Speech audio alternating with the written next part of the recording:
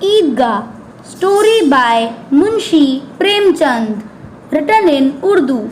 Eid has come a full 30 days after Ramzan. What a beautiful morning it is! The green fields, the blue sky, the dazzling sunshine all seem to be celebrating the advent of Eid. The entire village is full of hustle and bustle. Preparations to go to the Eidgah are in full swing. Someone's kurta lacks a button. He runs to his neighbor's house to borrow needle and thread.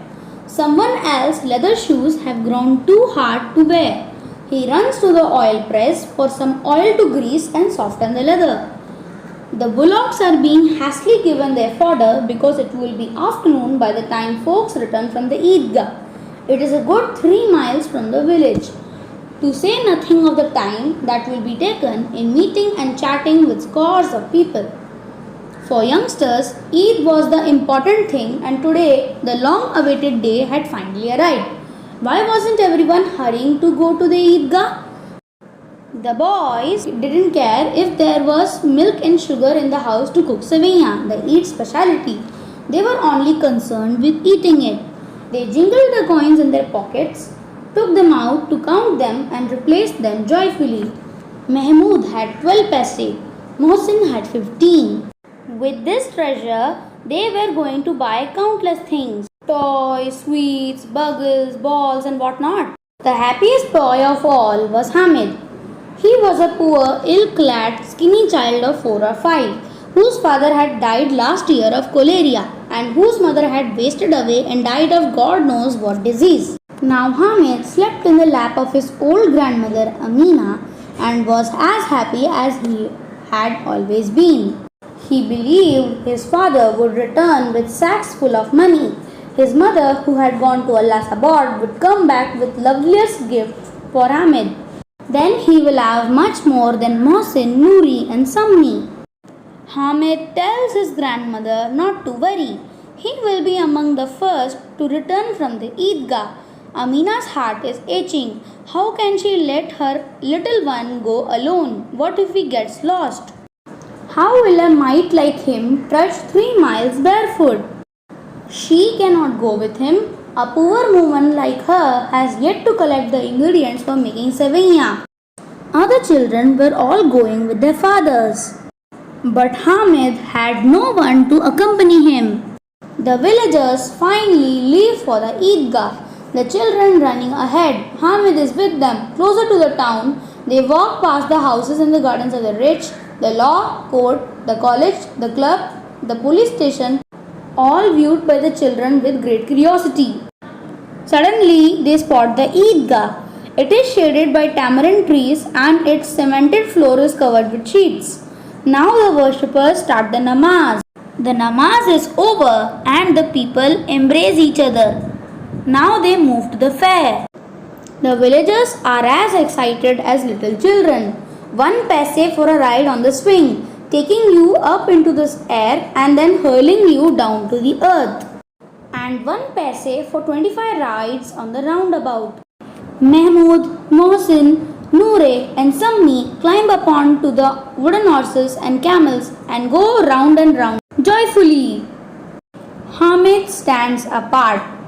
He has only 3 paise. He cannot afford to spend 1/3 of his precious money on a mere roundabout.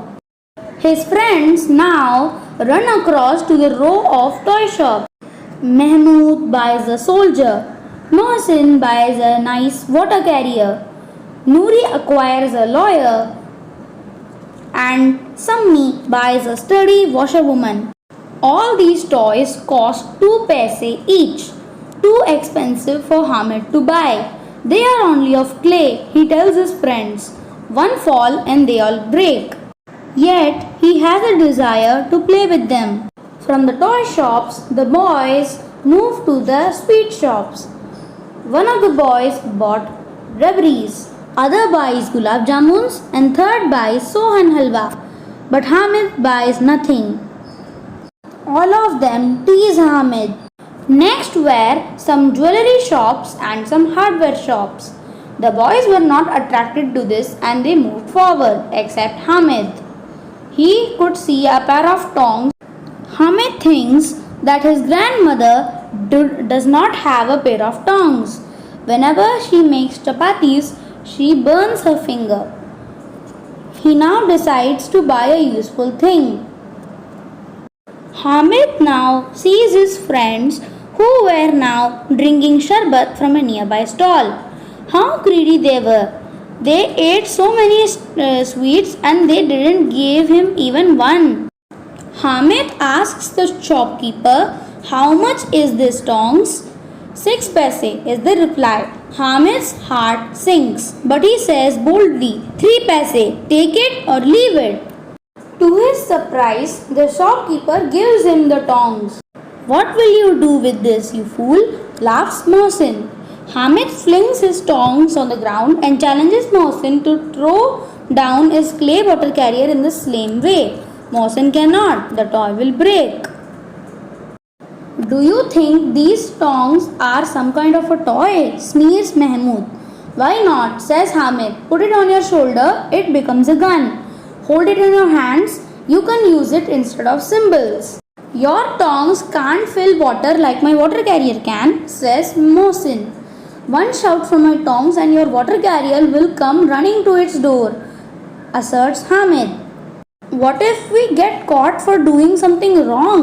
We'll definitely meet Nouri's lawyer then." For a moment, Hamid was nonplussed. Then he says, "But who will arrest us?" "Mahmoud's soldier will," Nouri says confidently. "What? That poor creature?" Hamid's tone is scornful. "Come on then, let's see who is stronger. My tongs or Mahmoud's soldier?" Mahmoud is defeated, but he tries again. "Your tongs will burn his face in the fire every day." He jeers at Hamid. "So what?" says Hamid promptly. "Only the courageous can jump into the fire. Your toys will hide in the house." Mahmoud tries again. "Our lawyer will sit in style on a chair. Your tongs will only lie on the kitchen floor." "My tongs won't lie on the floor. They'll knock your lawyer down and stuff his law down his throat." Hamid's rejoinder is rather wild, but somehow it clears the field for him. Now, no one has anything to say. Hamid's tongs are the accepted champions here. "What a beautiful toys they are! I was only pulling your leg," says Hamid.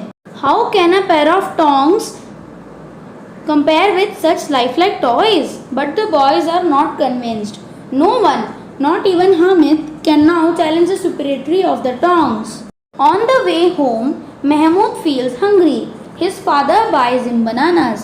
He shares them only with Hamid, while the others see them with their mouths watering. It is 11 o'clock. Those who had gone to the Eidgah have just returned. The village is agog with excitement. Mohsin's younger sister runs to him and snatches the water carrier from his hand. As she jumps for joy, the toy slips from her grasp, falls and breaks into pieces. Hamid's grandmother Amina runs to him as soon as she hears his voice and takes him lovingly in her lap. She is taken aback to see the tongs. Hamid tells her that he bought the tongs for 3 paise. What a peculiar child! He remained hungry and thirsty the whole morning, and all he could find to buy was a pair of tongs. She upbraids him for his foolishness. Hamid's feelings are hurt. In an injured voice, he says, "Every day you burn your fingers while making chapatis. That is why I bought the tongs for you." Amina's annoyance melts into love, a love so deep that it cannot be expressed in words. To think that a little child could be so selfless, so generous. Amina breaks down and weeps. It is strange. Hamid the little boy became Hamid the adult, and Amina the old woman became Amina the child. Little Hamid, how can he understand the storm of emotions in Amina's heart? New words. Eidgah, an open ground where people pray during Eid or any other festival. Cholera, a disease like diarrhea caused by flies. Moral. Be generous.